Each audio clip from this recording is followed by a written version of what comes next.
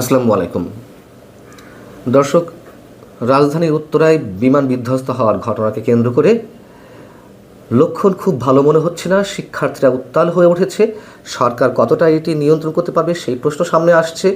এবং দুপুরের দিকে হাজার হাজার শিক্ষার্থী শিক্ষা উপদেষ্টার পদত্যাগের দাবিতে সচিবালয়ের মূল গেট ভেঙে সচিবালয়ের মধ্যে প্রবেশ করে এবং তাদেরকে ছত্রভঙ্গ করতে, আপনারা জানেন এর মধ্যে যে আইন শৃঙ্খলা রক্ষাকারী বাহিনী বেশ কয়েকটি সাউন্ড গ্রেনেড নিক্ষেপ করে, লাঠিচার্জ করে, টিয়ারশেল নিক্ষেপ করে। কিন্তু কেন বারবার এই অবস্থার সম্মুখীন হতে হচ্ছে সরকারকে? সরকারের প্রশ্রয় এখানে কতটা?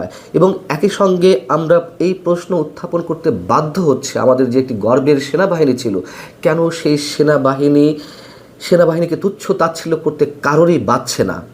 অবশ্যই সেনাপ্রধানকে এই প্রশ্নের উত্তর খুঁজে বের করতে হবে।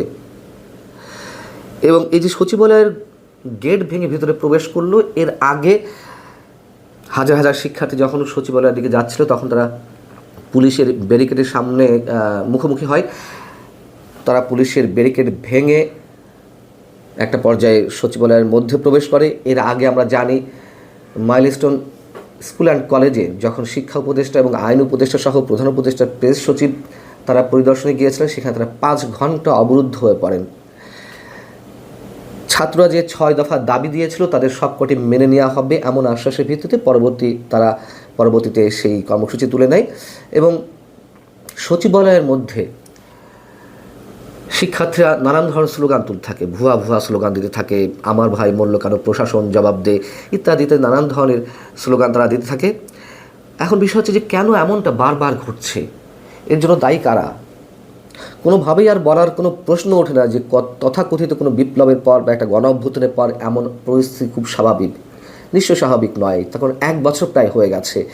এবং এই জিনিসগুলোকে প্রশ্রয় দিয়েছে কারা? এই যে শিক্ষার্থীদের একটা উচ্ছৃঙ্খল আচরণ, নিশ্চয়ই আমরা এগুলোকে সমর্থন করছি না। একইভাবে আমরা সমর্থন করিনি বৈষম্য বিরোধী ছাত্র আন্দোলনের নেতৃত্ব যারা ছিলেন, তারা যে কথায় কথায় যে ধরনের মব ক্রিয়েট করে নানান ধরনের দাবি দাওয়া আদায় করেছে, তাদের ক্ষেত্রে তো কোনো ধরনের কোনো ব্যবস্থা নেওয়া হয়নি সরকারের পক্ষ থেকে। অতএব তারাই এই পথগুলো দেখিয়েছে। এবং যে প্রশ্নটি তুলছিলাম, সেনাবাহিনীকে এখন যে সে যেমন তেমনভাবে কটূক্তি করে, স্ল্যাং ল্যাঙ্গুয়েজ ইউজ করে, কেন এমনটি হচ্ছে? আমরা যেমন এর আগে সেনাবাহিনীকে কেন্দ্র করে বা সেনাবাহিনীর উদ্দেশ্যে বৈষম্যবিরোধী ছাত্র আন্দোলন কিংবা এনসিপি, জাতীয় নাগরিক পার্টি কিংবা কথিত ইনকলাব মঞ্চ বা এই ধরনের সংগঠন নেতাকর্মীদের আমরা হুঁশিয়ারি উচ্চারণ করতে দেখেছি। তারা ক্যান্টনমেন্ট গুড়িয়ে দেবে, সেনাপ্রধানকে অনেক কিছু করবে, এবং কি নোংরা ভাষায় সেনা সদস্যদেরকে গালিগালাজ করা হয়েছে আমরা দেখেছি। তার বিরুদ্ধে কোনো ধরনের কোনো অ্যাকশন নেওয়া হয়নি। কেন নেওয়া হয়নি? আজ এই প্রশ্ন তুলতে বাধ্য হচ্ছি। আমাদের সেনাবাহিনী ধ্বংস হয়ে গেলে আর কিছুই থাকবে না। এখনও বলছি, অনেকে বলতে পারেন যে নোংরা শব্দগুলো ইউজ করে, আমি সেগুলো উচ্চারণ করতে চাচ্ছি না। দুর্বল, অমুক তমুক, আমি এর চেয়ে বেশি কোনো শব্দ উচ্চারণ করতে চাচ্ছি না। কেন সেনাবাহিনী নিজেকে এই অবস্থানে নিল? অথবা সেনাবাহিনীকে দুর্বল করার জন্য, সেনাবাহিনীর মতো একটি প্রতিষ্ঠানকে ভেঙে ফেলার জন্য চক্রান্ত কারা করছে? সেটা কি সেনাপ্রধান ভেবে দেখেছেন? কোথায় সেনাপ্রধানের দুর্বলতা? এবং সেই বৈষম্য বিরোধী ছাত্র আন্দোলনের নেতারা এখন এই যে বিক্ষুব্ধ ছাত্র জনতা, তাদের বিরুদ্ধে কোনো অ্যাকশনে নামবে?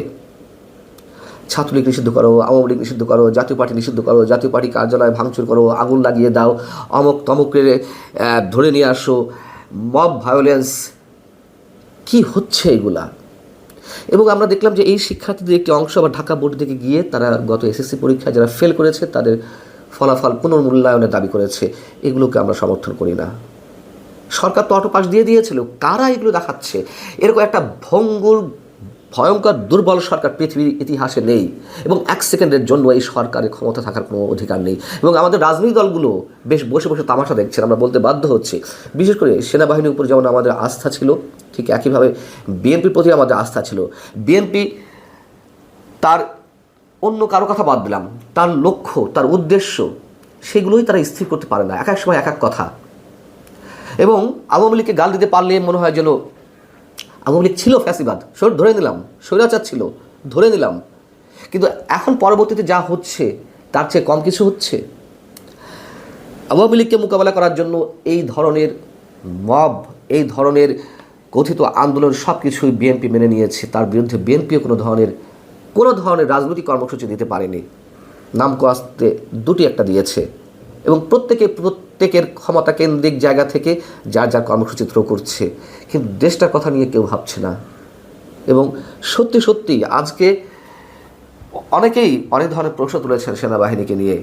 আজকে এই শিক্ষার্থীরাও যেভাবে সেনাবাহিনীর উদ্দেশ্যে স্ল্যাং ল্যাঙ্গুয়েজ ইউজ করলো, আমরা কোনোভাবেই একজন সুস্থ মানুষ হিসেবে এগুলো মেনে নিতে পারি না।